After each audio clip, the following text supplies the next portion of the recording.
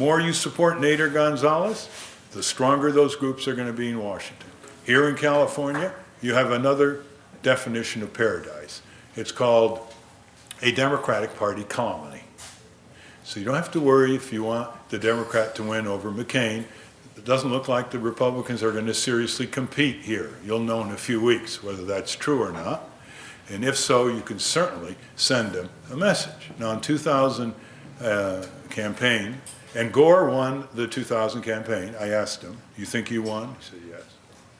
So let's not get into that. It was stolen from him. We should go after the multiple thieves from Tallahassee to the Supreme Court, and we should recognize that the Electoral College took it away from him because he won the popular vote. We should get rid of the Electoral College and not blame the Greens, not scapegoat the Greens for the lack of ability of the Democratic Party with a sitting vice president to landslide the bumbling governor from Texas with a horrible record in 2000. So let's remove that from the scene. We all have an equal right to run for election.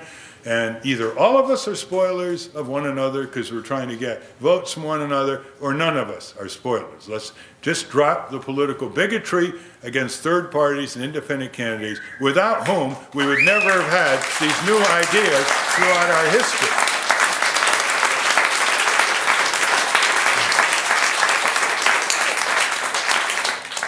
We are now on the California ballot as a result of yesterday, when Nader Gonzalez won the nomination of the Peace and Freedom Party. So now you have a choice.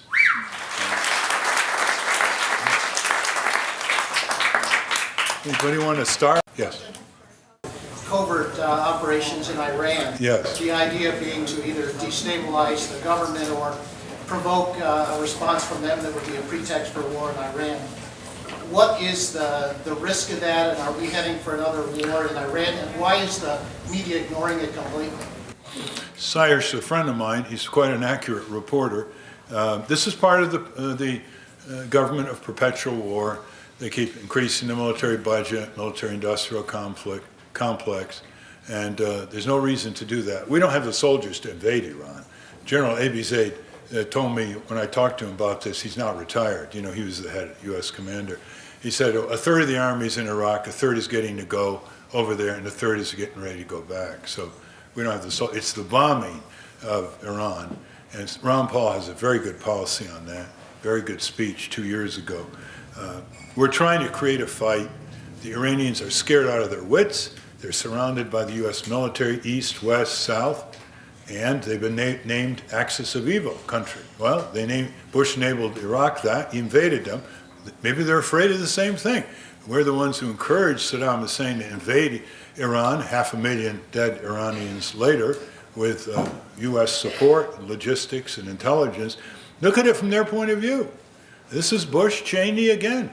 The way they control the U.S., concentrate power, distract attention, is to shake and exaggerate the threat.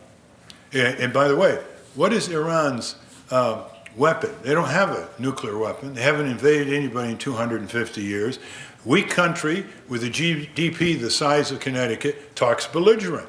That's the only thing they have, is belligerent. They know that North Korea developed a couple weapons. Suddenly Bush used diplomacy, not military. So we've got to start thinking through these things so we don't get involved in another expanded conflict. Thank you so much. Thank you very, very, very much.